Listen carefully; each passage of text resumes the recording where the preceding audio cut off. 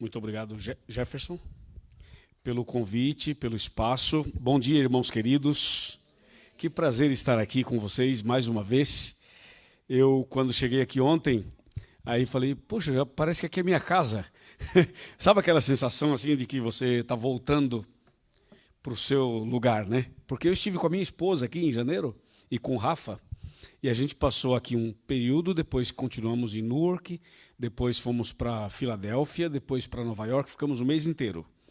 E essa vez o roteiro é o mesmo, só que eu, infelizmente, a minha esposa não pôde vir por causa do trabalho dela, etc. E o Rafael está no colégio e também não pôde vir. Mas eu trago saudações dela e dele para vocês, porque marcou, foi muito legal estar aqui em janeiro, né? Então trago a saudação da minha esposa e do nosso filho para vocês. Também o pastor Pablo esteve comigo ontem, durante o dia todo, à noite aqui na igreja hispana, e agora de manhã ele não pôde estar aqui, acho que vocês sabem, ele está apresentando o pastor auxiliar lá em Newark. Então ele vai estar somente à tarde conosco. Hoje à tarde vai ser às 5h30, hoje à tarde, tá bom? Maravilha. Bom, antes de eu abrir a Bíblia e tudo, já estamos ao vivo? Eu quero cumprimentar, então, nossos amigos internautas que estão conectados através do YouTube. Sejam muito bem-vindos. Uma outra coisa importante, o Jefferson mencionou a presença do Charles. O Charles é uma pessoa evangélica, um servo de Deus também. Ele tem uma base assembleana, né, da Assembleia. Ele mora aqui na região, aqui na cidade. É aqui do lado, né? Bem perto daqui, é. E sabe como é que eu conheci o Charles? Tudo bem? Foi assim, em janeiro, eu falei para o Jefferson, eu preciso alugar um carro, porque eu estou com a família, e a gente queria, né, ter essa liberdade de sair um pouquinho e tal. E aí Jefferson mandou o contato dele. Aí eu fiz contato com ele e fui até a casa dele. Ele veio até nós, depois fomos até lá, com a minha família. E ele gentilmente nos alugou um carro. Aí, depois que eu terminei de fazer o processo de alugar o carro com ele, aí depois, no segundo contato, ele falou assim, rapaz, eu te conheço.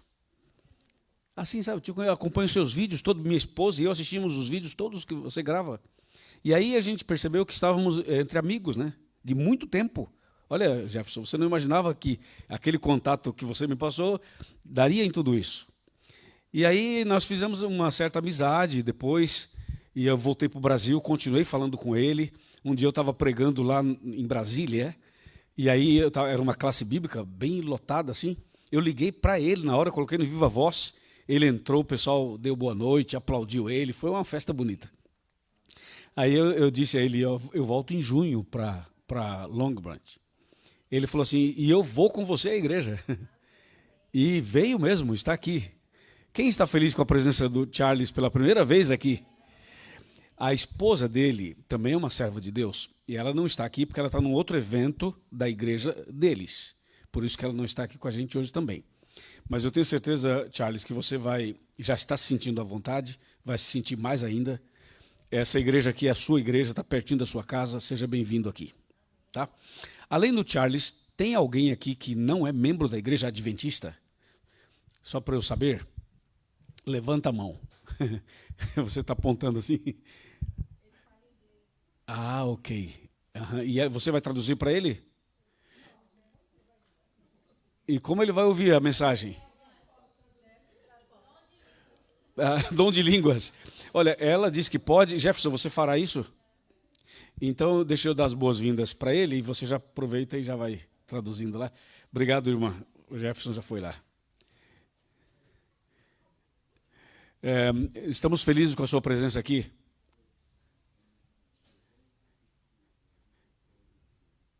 Seja bem-vindo. Qual o seu nome? Rick, ok. E você é parente dele? Esposa? Namorada. Você é brasileira? Ok. É a primeira vez dele aqui, então? A segunda vez? A segunda vez. É a segunda vez. Ok. Então, estamos felizes em recebê-lo aqui essa manhã. Além dos dois, tem mais alguém pela primeira vez? Ou pela primeira vez, não. Alguém que não é membro da Igreja Adventista? Ok, então já está. Uma outra coisa, eu queria agradecer muito a você que cantou aqui. Foi uma linda música. Eu esqueci teu nome. Elson. Obrigado, Elson. Deus te usou. E também a historinha das crianças, viu? Cadê a menina? Você resgatou um detalhe de Ellen White assim que até eu tinha esquecido desse negócio. E é muito boa, você fez uma boa aplicação aí, muito obrigado.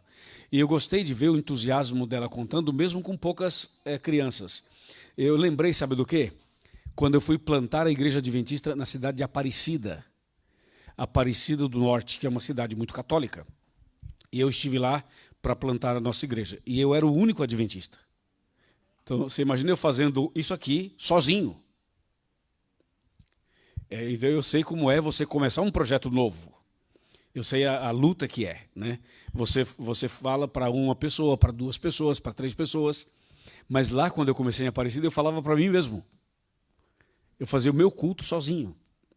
E depois de 3 anos trabalhando, nós batizamos, num batismo só, 119 pessoas. Hoje temos uma igreja estruturada lá. Essa igreja já se dividiu e abriu uma outra. Então, falava com o Charles, enquanto você contava a história para as crianças. Charles falou assim para mim, aqui, pastor, é assim. Qualquer grupo de igreja que você vai abrir, a luta é assim, é grande mesmo. Aí ele contou uma experiência dele com a esposa e tal. E é difícil mesmo, né? Mas a igreja nunca foi fácil. Mas vocês estão de parabéns, porque essa igreja ela já nasceu, ela já existe. Eu sei que vocês têm vários desafios, limitações, sonhos, mas não desanimem, ok? Perseverem. Eu prego com o mesmo entusiasmo para 50 mil pessoas quanto para uma pessoa. Então, para mim, isso não faz diferença, para Deus, muito menos. Porque Deus não vê como a gente vê. Deus olha individualmente cada um de nós. Então, essa manhã é festa, é alegria, é momento de adorar a Deus, estudar a Bíblia, crescer na fé, se preparar para a volta de Cristo. Amém, irmãos? E eu estou sabendo que vocês estão chique, né? Parece que o Arte Trio teve aqui, né? Puxa vida, não tinha alguém melhor para vir cantar aqui, não? Eu sou muito amigo do Bal e das meninas. Eu batizei os filhos do Bal. Eu batizei Balzinho e batizei a Luma também. Então eu tenho uma amizade muito grande com a família inteira. E nós vamos estar juntos numa grande campal lá em Arapiraca, no Nordeste do Brasil, em novembro, uma campal assim, uau, um negócio uau. E vou estar junto com o Arte Trio. Então vai ser um momento bastante especial. Mando. Você conhece aquele povo de lá? Ok. Eu vou. Arte Trio, entendi. Vou mandar sim.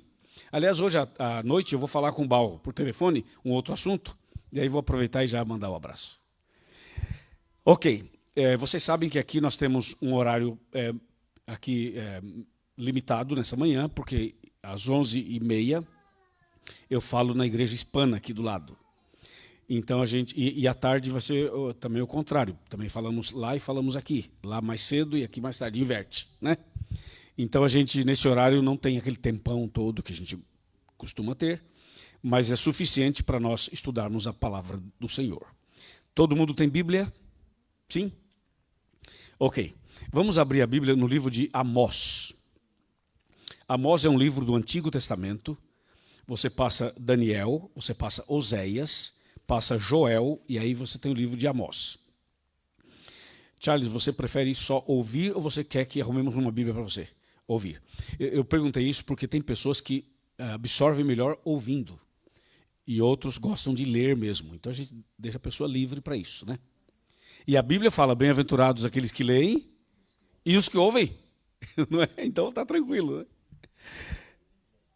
Amós capítulo 8, versículos 11 e 12. Tudo ok? Vamos fazer mais uma oração para agora, então, lermos o texto, tá bom? Oremos como estamos mesmo. Querido Deus, nosso eterno Pai, estamos felizes porque estamos na Tua presença e agora vamos estudar a Tua palavra. Que o Espírito Santo nos ilumine e que todos nós sejamos abençoados na mensagem bíblica desta manhã. Abençoa também os internautas e que todos nós tenhamos um encontro com Jesus É o que pedimos e agradecemos em nome de Jesus. Amém. Amém. O texto diz assim, verso 11. Eis que vem dias, diz o Senhor Deus, em que enviarei fome sobre a terra, não de pão, nem sede de água, mas de ouvir as palavras de quem? Do Senhor. E andarão de mar a mar, e do norte até ao oriente, correrão por toda parte, procurando a palavra do Senhor, e aí? E não a acharão. Até aqui. Gente, internautas, irmãos queridos, estamos diante de um texto profético. O livro de Amós é um livro profético. Algumas pessoas dizem que Amós é como se fosse o Apocalipse do Antigo Testamento. Não somente ele, Daniel também é um tipo de Apocalipse. Os livros proféticos têm uma natureza apocalíptica. E Amós, que é o livro de hoje, é um livro profético. Mas para a gente entender os dois versículos que eu acabei de ler, eu gostaria de dar para vocês uma visão panorâmica do livro de Amós. Esse livro é o único livro da Bíblia que tem o seguinte texto que eu vou falar agora. Certamente, o Senhor Deus não fará coisa alguma sem primeiro revelar o seu segredo aos seus servos, os profetas. Na Bíblia inteira, só tem esse verso, só existe em Amós, mostrando que Deus, antes de fazer qualquer coisa, ele revela para o seu povo. E o texto que eu mencionei agora é o capítulo 3 e o versículo 7 de Amós. Outra coisa importante, o livro de Amós trabalha vários assuntos que são pilares e que são indispensáveis. Assunto número 1, que eu vou mencionar 4. O número 1 para vocês é que o livro de Amós trata da injustiça social.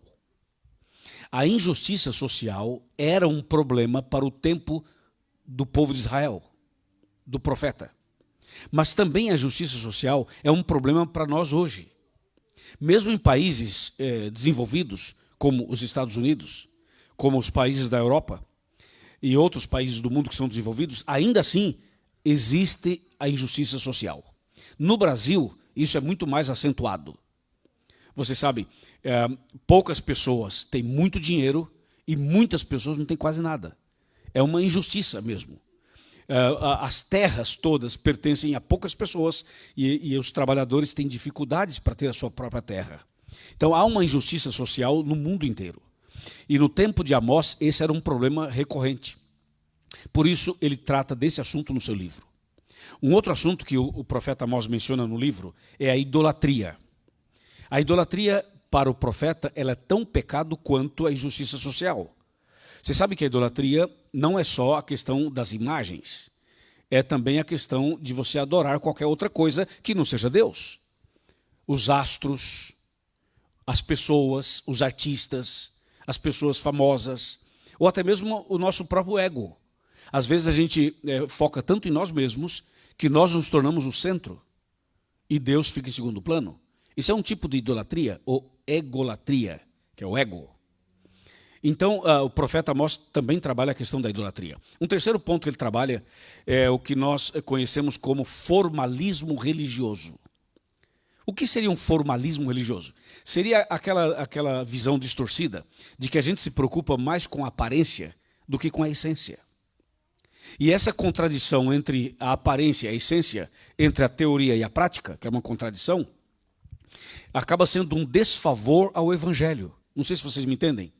Por exemplo, sabe por que as igrejas, eu falo agora das igrejas do mundo inteiro, sabe por que as igrejas do mundo inteiro não estão mais cheias?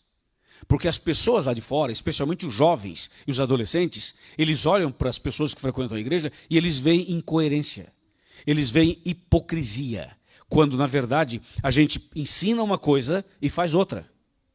A gente tenta convencer as pessoas de que tal mensagem é verdadeira, quando nós mesmos não as praticamos. Então, quando as pessoas percebem que há essa contradição entre a teoria e a prática, elas se decepcionam com a igreja. E elas dizem assim, quer saber, eu não vou à igreja, porque a igreja não é o que as pessoas dizem. E aí acaba acontecendo esse processo de bloqueio na mente de muitas pessoas, especialmente das mentes pós-modernas, que é o que acontece nesse país. Entendeu? Então é uma situação bastante complicada. E o profeta Amós chama a atenção para essa questão do formalismo religioso. E um quarto assunto que ele trabalha no seu livro é o juízo final. O profeta Amós, ele fala assim, gente, vocês têm que tomar cuidado com a injustiça social, com a idolatria, com o formalismo religioso. Despertem porque vem o juízo. E ele chama atenção para o juízo. E ele conecta a sua mensagem com o Messias, que é Cristo, que viria. Então, assim, eu dei só uma visão rápida, para você ter uma ideia do que é o livro de Amós. Eu vou acrescentar só mais um elemento e depois nos concentraremos nos 2 versos que a gente leu. Tá? É bom porque assim você, quando sair aqui e voltar para casa, você vai saber explicar o tema do sermão para qualquer pessoa. Porque eu estou tentando passar de um jeito bem didático para que até as crianças entendam o que eu estou falando essa manhã. Atenção, internautas, olha só. Um outro aspecto. Amós era uma pessoa bem simples. Bem simples. Como nós, assim. Amós trabalhava no campo. Ele era do interior. É como se falássemos que Amós era caipira. No interior de São Paulo, no interior do Brasil, a gente fala caipira, que pode ser usado até de uma forma jocosa ou pejorativa, mas o caipira é a pessoa que trabalha a roça, a lavoura, a terra, planta, colhe, mexe com gado, com essas coisas. E Amós era um homem do campo, era um homem simples. Sabe qual era o trabalho dele? Ele plantava figos e colhia figos. E ele tinha um segundo trabalho, ele trabalhava com animais, ele cuidava de gados, boi, vaca, cavalo. Os animais, ele tinha a fazenda dele. Assim era Amós. E Deus chamou esse homem simples para ser um profeta. Imagina isso, um profeta. Esse é um detalhe importante. Quer dizer, Deus chama pessoas que são simples, que ninguém conhece, que está lá no cantinho dela, que está lá não sei aonde. Deus chama essa pessoa e coloca essa pessoa num lugar de honra. Ou seja, Deus exalta os humilhados. E Deus fortalece aquele que confia nele, não importa qual o seu trabalho, o que você faz ou deixa de fazer. Se você for fiel, ainda que você trabalhe com gados, ainda que você trabalhe com figos, ainda que você trabalhe com limpezas, ainda que você trabalhe com transporte, ainda que você trabalhe com construção, não importa, advogado, médico, professor, não importa. Se você confia em Deus, Deus pega você e te coloca em lugar de honra. Isso é um princípio. Outra coisa importante, nos tempos bíblicos, as mães, quando tinham um bebê, quando estavam grávidas e tinham um bebê, elas colocavam o nome no seu bebê com base no significado. Nos nossos dias isso já quase não existe. Especialmente no Brasil, muitos nomes são criados. A gente pega um pedacinho do vovô, um pedacinho do nome da vovó, um pedacinho do tio e junta um nome, faz um nome que não existia. O Brasil é muito comum isso daí. Aqui também acontece isso. Mas antigamente não. Antigamente era assim. O nome da criança era dado com base num significado na cultura hebraica. Então, por exemplo, Amós. Quando ele nasceu, a mãe falou, vai chamar Amós. E por que Amós? Amós significa carregador de fardos. Mamma mia. Quer dizer, você já se assustou, né? Imagina o bebezinho no braço, e fala, oh, que coisa fofa. Qual o nome dessa coisa linda? Carregador de fardos. Fica meio estranho, não fica? Mas agora você vai saber por quê e você vai gostar. A princípio a gente não gosta. Mas agora, quando eu explicar, você vai achar legal. Sabe por que Amós significa carregador de fardos? Porque o ministério de Amós era um ministério que estava conectado com o ministério de Cristo. Ou seja, o ministério de Amós era um tipo do ministério de Cristo. Tipo no sentido de tipologia. E o verdadeiro carregador de fardos é Cristo. Mateus 11, de 28 a 30, Jesus fala assim, vinde a mim, os que estão cansados, sobrecarregados, com fardo pesado, venha a mim e eu aliviarei você. Me dá o seu fardo que eu carrego e leva sobre você o meu jugo, porque o meu jugo é suave e o meu fardo é leve. Então, vamos trocar. Me dá seu problema, me dá suas batalhas, me dá seus fardos, eu carrego para você e eu te dou a paz que você precisa. Não é bonito? Agora você entendeu por que Amós significava carregador de fardos. Porque o ministério dele era um tipo do ministério de Cristo. Embora seja um significado forte, é extremamente relevante esse significado. né? Então, o ministério do profeta era ajudar as pessoas a encontrarem em Cristo a paz, o perdão, o alívio, a esperança e a salvação. Amém? É esse o ponto. Bom, uma vez que a gente teve uma visão geral do livro de Amós, resumida, claro, porque se fosse entrar em detalhes do livro de Amós, a gente ficaria o dia inteiro aqui. É um livro lindo, gente. É um livro extraordinário. E eu gosto assim que a gente desvende um pouco, faça uma abertura do assunto, para quando entrar no tema, você falar, agora eu entendo esse negócio. Agora está claro para mim. Muito bem, voltemos então para o texto. Por favor, quem está com a Bíblia acompanhando, voltemos para o texto. Amós 8, versos 11 e 12. Eu vou ler agora somente o 11, para começar a destrinchar e explicar o texto. Eis que vem dias, diz o Senhor Deus, em que enviarei fome sobre a terra, não de pão nem sede de água, mas de ouvir as palavras do Senhor. Bom, agora eu preciso interagir com vocês. Eu queria que vocês me ajudassem. A Bíblia está falando que um dia o planeta inteiro vai passar por fome e por sede. Quem enviaria, de acordo com esse texto, quem é que enviaria sobre a terra a fome e a sede? Quem? O próprio Deus. E isso é estranho, não é? Porque a gente fala assim, Deus não é bom? É bom. Deus não é amor? É amor. E por que ele vai enviar fome e sede sobre a terra inteira? A gente, às vezes, não consegue entender. É aquela famosa pergunta, se Deus é amor, por que tem criança na África passando fome? Se Deus é amor, por que os hospitais desse país estão lotados? Se Deus é bom, por que tem tanta corrupção? Se Deus é amor, por que eu sofro? Se Deus é amor, por que eu não tenho paz no meu coração? Se Deus é amor, por que minha família está destruída? Se Deus é amor, por que... A gente sempre tem essas perguntas, né? E a gente sempre acha que Deus é o culpado disso. Às vezes diretamente, às vezes indiretamente. O fato é que a gente precisa entender um pouco mais sobre Deus. E precisa entender um pouco mais a natureza do pecado. Deus não prometeu nessa vida, uma vida de eterna paz nesse mundo. Deus disse, neste mundo você vai ter aflições, mas não desanime, porque eu virei outra vez para buscar vocês. E aí eu vou dar a vocês uma vida eterna, onde nunca mais haverá pecado, onde nunca mais haverá sofrimento. Amém, irmãos? Amém. Agora, esse Deus aqui em Amós diz que vai enviar sobre a terra fome e sede. Fome e sede. Só que o texto bíblico, o verso 11, fala assim, não é fome de pão, não, e não é sede de água. Ou seja, não é literal. É algo espiritual. E se é espiritual, é mais grave ainda. Atenção. Atenção. Primeiro ele fala fome e sede. Depois ele usa dois elementos, o pão e a água. Ele fala pão e água, tem os dois elementos aqui. Só que ele fala, não é fome de pão, nem é sede de água. Mas ele usa os dois elementos, como exemplo, pão e água. Vamos ver o que vocês acham. De acordo com o conhecimento que vocês têm da Bíblia, em toda a Bíblia, quem é o pão da vida? Quem é? É Jesus Cristo. Jesus Cristo é o pão da vida. Então você vê que Amós já faz uma conexão com Cristo, já percebeu? Já faz uma conexão com o Messias. Então o pão da vida é Jesus. João 6,48. Muito bem. Se Jesus é o pão, quem vocês acham que seria a água? Jesus também? Jesus também? Certeza? Ou o Espírito Santo, alguém falou ali? Ou um anjo? Vamos saber o que significa essa água.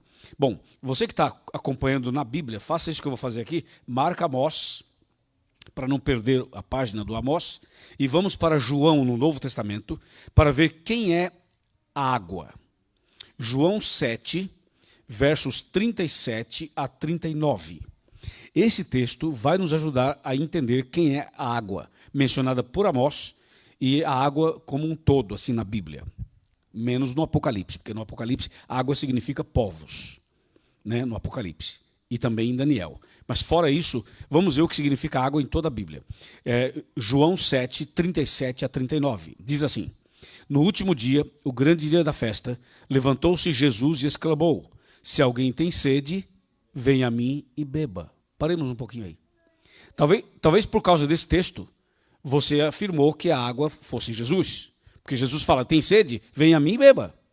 Mas veja o verso seguinte, o 38 e depois o 39. Quem crer em mim, como diz a Escritura, do seu interior fluirão rios de água viva. Isto ele disse com respeito ao Espírito. Então ele falava de quem? Do Espírito Santo, que haviam de receber os que nele crescem, pois o Espírito até aquele momento não fora dado, porque Jesus não havia sido ainda glorificado.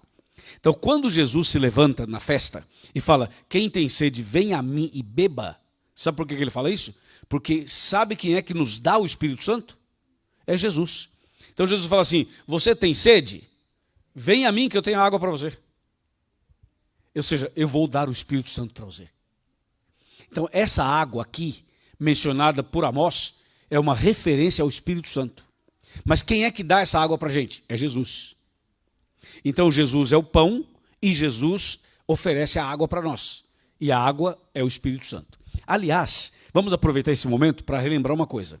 O Espírito Santo é comparado na Bíblia a várias outras coisas. A água, ao fogo, ao vento e à pomba. São palavras que se repetem na Bíblia como referência ao Espírito Santo. Entendeu? Por isso que a pessoa é batizada nas águas, que simboliza o Espírito Santo, que limpa, que lava, que purifica o nosso ser. E a água serve para isso também. Ok, então a água é o Espírito Santo. Voltemos para Amós, capítulo 8, verso 11. Estamos analisando, que Amós escreveu assim, eis que vem dias, diz o Senhor Deus, em que enviarei fome sobre a terra, não é fome de pão, nem sede de água, mas de ouvir as palavras do Senhor. Então eu já sei que o pão é Jesus, e que a água é o Espírito Santo. Então o que o profeta Amós está falando exatamente? Ele está falando exatamente que o ministério de Cristo, o pão da vida, e o ministério do Espírito Santo, a água viva, esses dois ministérios irão terminar, irão acabar. Exatamente, é o que ele está falando. Então ele está dizendo o seguinte, vai chegar um dia em que o ministério de Cristo vai acabar. E o ministério do Espírito Santo também vai acabar. E quando esse dia chegar, haverá fome e sede espirituais. Bom, então, agora para ficar bem interessante o negócio, para a gente sair daqui hoje falando assim, valeu a pena hoje estar no culto. Eu entendi a mensagem, porque é ruim quando você vai para casa e não entendeu direito o que foi falado, né? É bom entender. Olha só, qual é o ministério de Jesus hoje? Jesus está no céu, no lugar santíssimo do santuário celestial, à direita do Pai, intercedendo por nós. Esse é o ministério dele hoje. Jesus tem um ministério de intercessão. Ele é o mediador, ele é o advogado, ele é o sumo sacerdote. Amém, irmãos? Amém. Por isso vocês viram que todo mundo que fez oração aqui hoje orou a Deus e terminou em nome de quem? De Jesus, porque é Jesus quem intercede. Foi Jesus quem disse, eu sou o caminho e a verdade e a vida. Ninguém vem ao Pai senão por mim. Então ele é a ponte, a conexão, a intercessão. Esse é o ministério de Jesus hoje. E quando Jesus terminar esse ministério lá em cima, ele vai voltar. A volta de Cristo será depois do ministério que ele faz lá em cima. Bom, e o Espírito Santo mora aonde? Você sabe onde mora o Espírito Santo? Sabe o endereço da casa dele? Ele mora em Long Branch. Amém? Mas também mora no Brasil. Também mora nos Estados Unidos inteiro. Mora no mundo inteiro. Ou seja, o Espírito Santo mora no nosso planeta. É curioso isso, né? Deus não deixou a gente sozinho. Também no nosso coração. Assim, aí já é um contexto assim, mais teológico que você colocou. Jesus mora no nosso coração. E esse é um assunto que a gente podia explorar, um caminho longo esse que ele colocou ali. Porque o coração da gente é tão mau, né? Tão sujo. Como é que um ser santo mora no coração tão imundo como o nosso? Que o ser humano fuma, bebe, fala palavrão, mente, engana, adultera, apronta um monte de coisa, não é verdadeiro, é falso, quer tirar vantagem, fura fila, engana, mente. O ser humano é um negócio. E aí vem alguém e fala, o Espírito Santo mora no meu coração? Que história é essa? Então esse é um assunto que a gente podia trabalhar em outro momento. Sabe por quê? Porque aí está uma das razões pelas quais Cristo nasceu na estribaria de animais. Quando Cristo nasceu aqui de Maria, ele não nasceu num berço de ouro. E nem nasceu num lugar bonito como você e eu nascemos. Ele nasceu numa estribaria de animais. Que a gente dá o nome de manjedoura. Ficou um negócio até bonito, mas não tem nada de bonito, não. Sabe por que ele nasceu nesse lugar aí sujo? Para simbolizar o nosso coração. Mas esse é um outro tema. O fato é que o Espírito Santo mora na terra, enquanto Cristo está no céu. Jesus esteve aqui, morreu na cruz, foi sepultado, ressuscitou, voltou para o céu, intercede por nós e breve voltará para nos buscar. Agora, enquanto Jesus não vem, o Espírito Santo de Deus está aqui. E o Espírito Santo de Deus tem um ministério aqui na terra. Sabe qual é o ministério do Espírito Santo? Resumidamente, porque é um ministério bem amplo. O ministério do Espírito Santo é nos convencer de 3 coisas: do pecado, da justiça e do juízo. Esse é o ministério do Espírito Santo. É o Espírito Santo quem nos leva a estudar a Bíblia. É o Espírito Santo que nos faz entender a Bíblia. Quer ver? Quem está entendendo a mensagem de hoje? Levanta a mão. Os méritos não são meus e nem seus.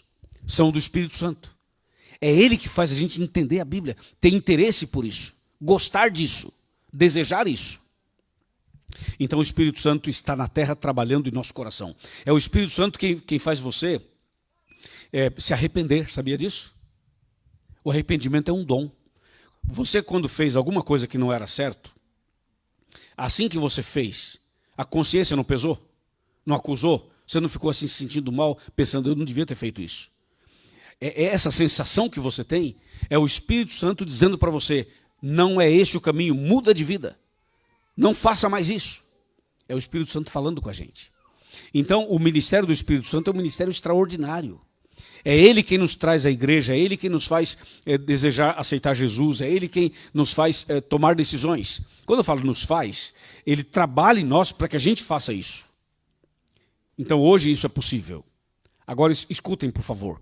Enquanto Jesus estiver no céu, intercedendo por nós, e enquanto o Espírito Santo estiver aqui trabalhando em nosso favor, significa dizer que a porta da graça está aberta. A porta da graça está aberta porque há esse trabalho em favor do ser humano.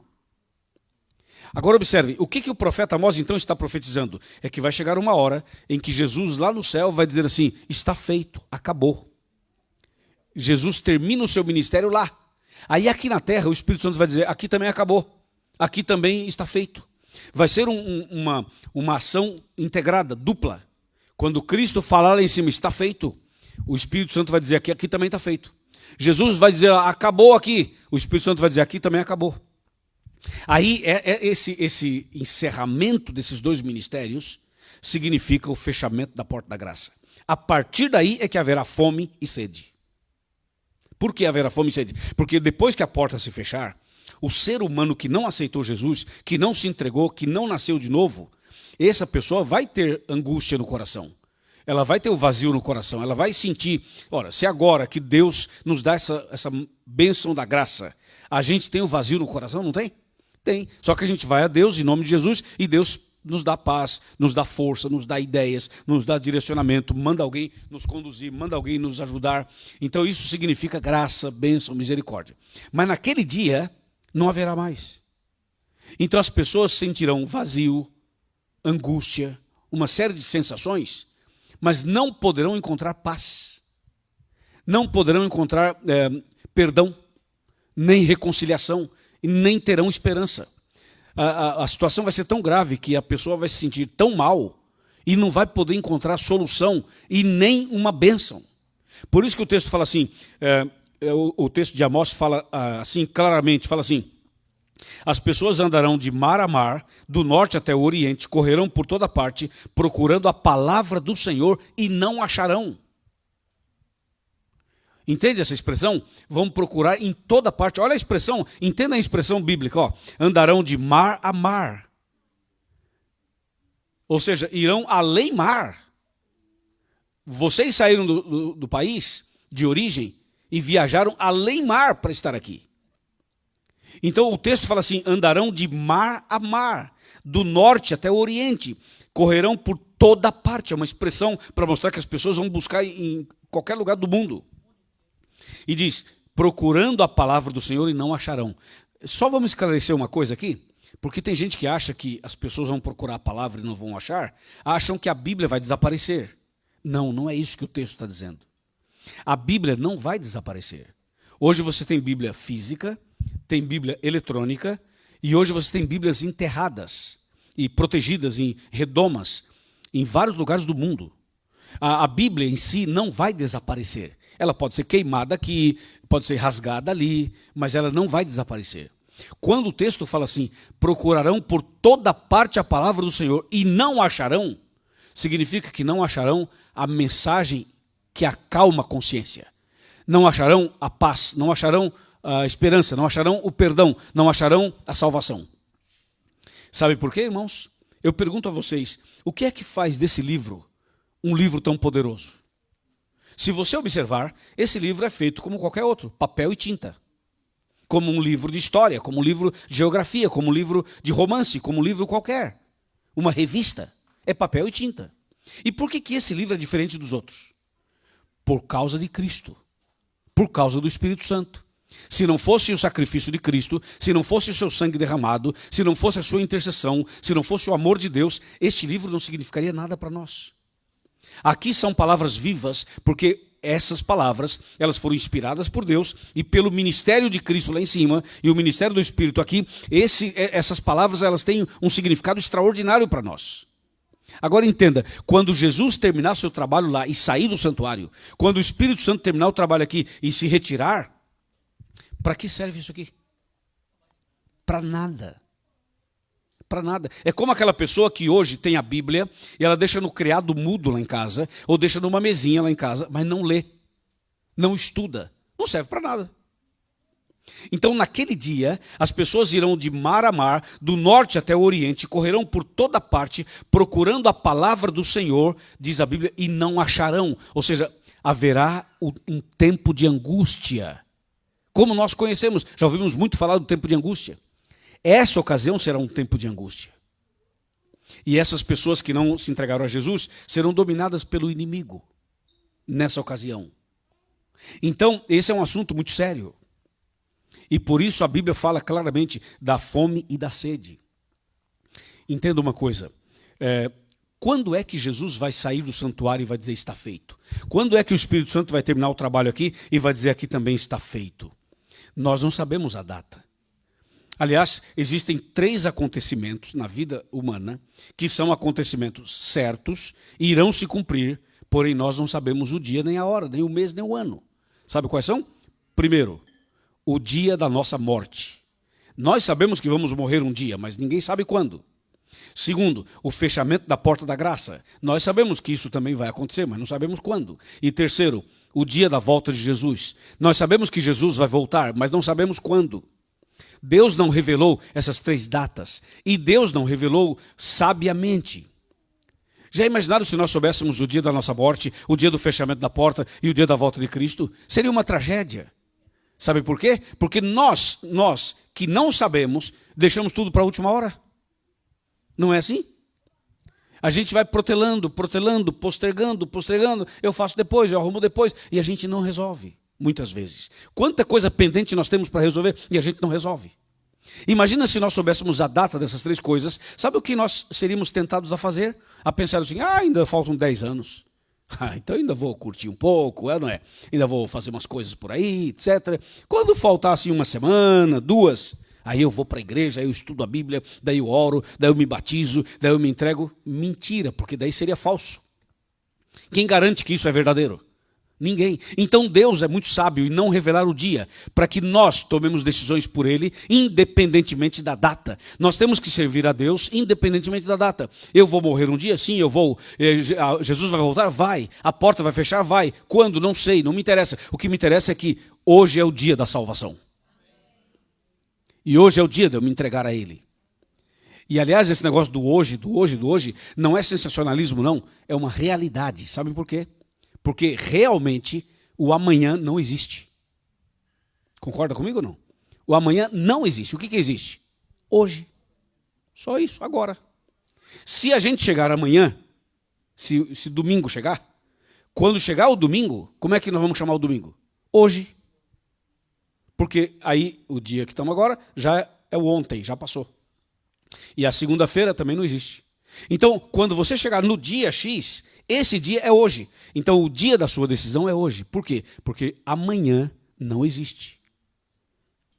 Tudo no futuro pertence a quem? a Deus. Então nós, quando nós protelamos, nós não fazemos ideia de que estamos correndo um risco. Porque esse futuro pode não chegar. Então a ideia do texto de Amós é o seguinte: venha logo, resolva logo, decida logo. Se tem que abandonar alguma coisa, abandone logo. Se tem que se batiza logo. Se tem que tomar uma decisão, tome logo. Tem que pedir perdão para alguém, peça logo. Se tem que tirar alguma coisa do coração, um peso, tem que ser logo. Não demore, porque pode ser tarde demais. Essa é a ideia do texto. Então, meus irmãos e minhas irmãs e internautas, essa mensagem é para mim e é para você. Nós todos somos iguais. E precisamos avançar e tomar decisões, e crescer, e entregar a vida a Jesus, e se preparar, porque logo, logo Jesus vai voltar. Quando ele terminar o ministério lá e sair do santuário e falar, está feito, aí após ele sair do santuário e o Espírito Santo também terminar o trabalho aqui, vem a angústia, vem a fome, vem a sede, e sabe o que vem na sequência? As 7 últimas pragas do Apocalipse. E sabe o que vem logo depois das pragas? A volta de Cristo. Então, aí, quando Jesus termina o trabalho lá em cima, já fechou a porta. Vai se cumprir Apocalipse 22, verso 11, que diz assim: o justo continua sendo justo, e o ímpio continua sendo ímpio. Quem entrou, entrou, quem não entrou, não entra mais. Quem se salvou, quem não se salvou, não se salvará mais. É isso. E finalmente, o último ponto. Vocês não precisam abrir a Bíblia, eu vou apenas citar o texto. Apenas ouçam, por favor, esse texto com o qual a gente vai apresentar o último item da mensagem de hoje, e aí faremos a oração final. Ouçam isso, gente, e para mim isso é muito impactante. Mateus capítulo 5 eu vou ler, depois eu digo o versículo. Está escrito assim, ouçam, por favor. Bem-aventurados os que têm fome e sede de justiça, porque serão o quê? Serão fartos, ou serão saciados. O que eu li foi Mateus 5, verso 6. Espera um pouquinho só, gente. Espera um pouquinho. Jesus está falando no Sermão da Montanha. Bem-aventurados os que têm fome e sede. Sim. Ué, mas Amós também não fala isso? Também fala isso. Vocês estão vendo a conexão de Amós com Jesus? Agora, para Amós, ter fome e ter sede é uma tragédia. Porque vão procurar e não vão achar. Então, ter fome e ter sede para Amós é uma tragédia, é uma perdição, é uma angústia. Não é bom. Mas para Jesus, ter fome e ter sede é bom, é maravilhoso, feliz. Então, quando é que é bom ter fome e sede? E quando é que não é bom ter fome e sede? Bom, para Amós, o que Amós está falando é a partir do fechamento da porta da graça. É no futuro. Quando fechar a porta, ai de quem tiver fome e sede, porque vai procurar e não vai achar. Esse é o contexto de Amós. E o de Cristo? O de Cristo é antes do fechamento da porta da graça. É hoje. Então, hoje a porta está aberta. Amém? Hoje Cristo intercede. Amém de novo? Hoje Jesus e o Espírito Santo trabalham para nos salvar. Amém outra vez? Ok, então hoje, com esse tanto de amém que nós falamos, estamos concordando que hoje é bem-aventurado quem tem fome e sede de Deus. Porque vai encontrar. Então, quem tem fome e sede hoje é abençoado, é privilegiado. Vamos a um exemplo? Você já viu quando uma pessoa está com fome das coisas de Deus? A pregação pode ser até simples, mas é um banquete para ela. E já viu quando a pessoa está cheia dos seus altos conhecimentos, acha que sabe tudo, acha que está acima, não sei do quê? Você pode ter um sermão maravilhoso, para ela não serve para nada. Quer ver? Deixa eu dar um exemplo para vocês. Quem aqui gosta de cozinhar? Ok. Então me responda uma pergunta. Qual é o tempero que dá sabor à comida? Alho. Sal? Não é. É a fome. Claro, vocês entenderam o que eu estou querendo dizer. É a fome. Vamos ser sinceros? Você já sentiu fome e demorou para comer e sentiu que estava com muita fome? Gente, quando a pessoa tem fome, até um pãozinho seco, mas que desce gostoso, que é uma maravilha. É ou não é? Com água. Você põe um pãozinho com água. É uma delícia. Porque o que torna a comida saborosa é a fome. Você quer ver? Coloque um banquete com tudo que tem, para alguém que acabou de comer, aí você fala assim, tem um banquete para você. A pessoa olha e fala, lindo, mas eu não tenho fome. Agora, pega uma pessoa que está na rua, um mendigo, um homeless, e dá uma pizza para ele. Ele vai dizer, gente, isso é comida dos deuses, né? Ou seja, uma força de expressão para dizer o seguinte, uau, que comida. É a fome, gente. Sabe o que torna esse culto extraordinário? É a sua fome. E sabe o que torna esse culto aqui, assim, quase sem valor? É o seu ego. Sabe quando a pessoa vem à igreja e fala assim, isso eu já sei, isso eu já conheço, isso eu já... ou seja, sabe tudo. Está fazendo o que aqui então, meu amigo? Vai embora. Quando Jesus fala, bem-aventurados quem tem fome e sede, ele está falando assim, você precisa ter fome de Bíblia, fome de Deus, fome de Jesus, fome do céu, amém, irmãos? Está fraco, amém, irmãos? Bem-aventurados quem tem fome de Deus, sede do Espírito Santo, sede de Jesus. Gente, aí sim, aí você vem para a igreja, você fica assim, ó, o olhão arregalado, dizendo assim, uau, eu quero mais desse negócio. E aí você sai daqui alimentado, alimentada, e o primeiro que você encontrar na esquina, você já vai falar de Jesus para ele. Porque é impossível guardar só para a gente. Nós vamos compartilhar com as pessoas que a gente conhece ou que a gente tem contato. Por isso, Jesus fala, bem-aventurados os que têm fome e sede de justiça. Está chegando a hora em que Jesus vai sair do santuário. Está chegando a hora em que o Espírito Santo vai terminar a sua obra. Está chegando a hora em que o último sermão será realizado, pregado. A última mensagem será dada. O último culto será realizado. O último estudo bíblico será dado. A última classe bíblica será feita. O último pequeno grupo será realizado. Vai chegar a hora em que a última pessoa vai tomar a sua decisão. O último apelo, o último chega mais perto vai ser feito. Está chegando a hora em que o último batismo será realizado.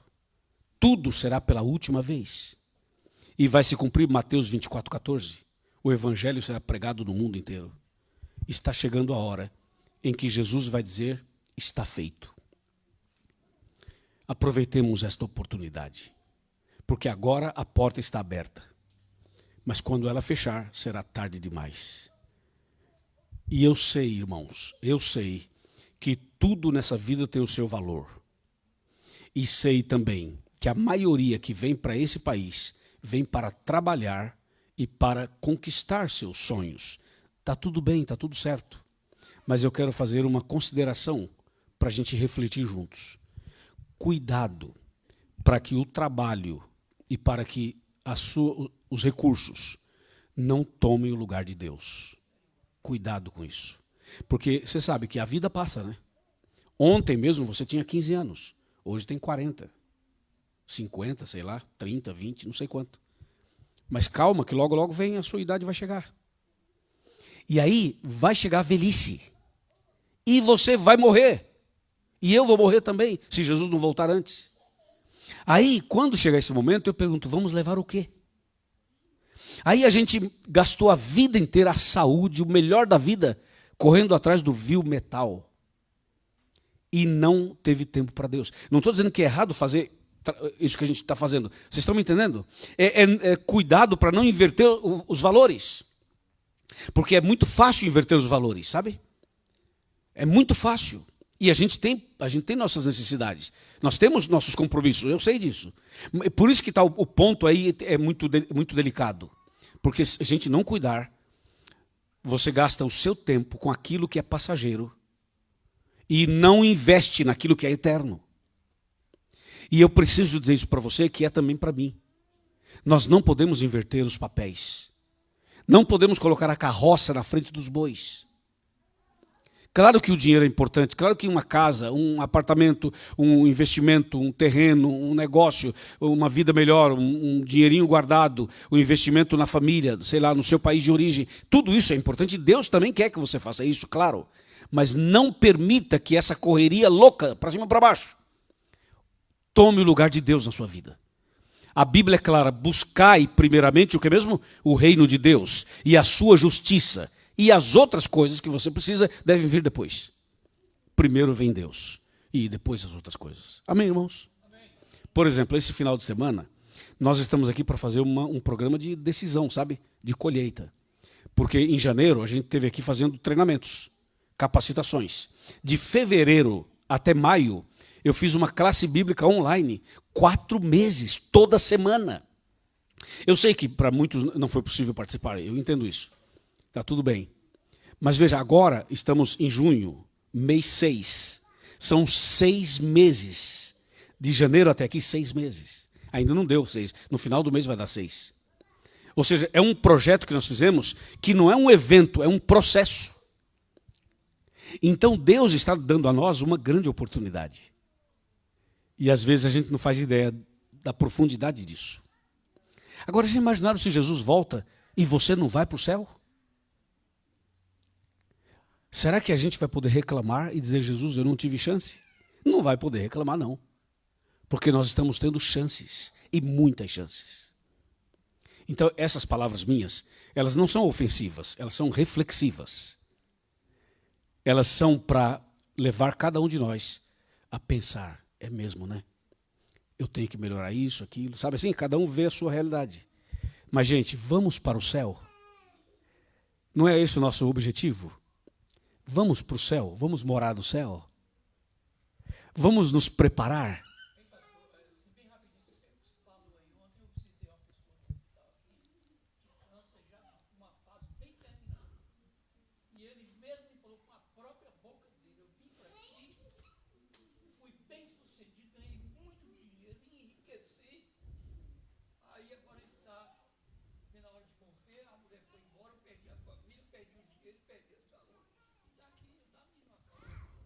E o dinheiro não resolve, né?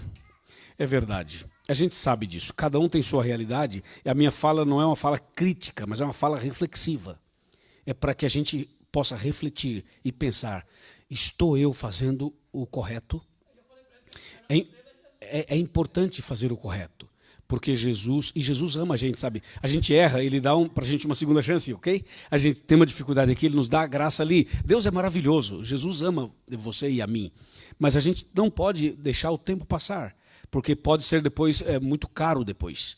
E tem certas coisas que não voltam nunca mais. A gente precisa aproveitar o tempo. Amém, irmãos? Eu perguntava, vamos para o céu? Quantos querem ir para o céu? Levante a mão. Levanta a mão. Aleluia, amém. Então vamos fazer o seguinte, vamos fazer uma oração de reconsagração. Eu faço por mim, faço por vocês. Topa? Vamos nos reconsagrar, dizendo assim, Senhor, eu entrego minha vida de novo, eu me reconsagro a Ti, porque eu quero ir para o céu. Pode ser? Quem aceita isso, fica em pé. Quem aceita essa oração, fica em pé. Porque eu sou o primeiro da fila, é lógico, para aceitar também. E vamos fazer uma coisa assim, mais assim, brasileiro mesmo, um negócio de brasileiro? Chega mais perto, todo mundo.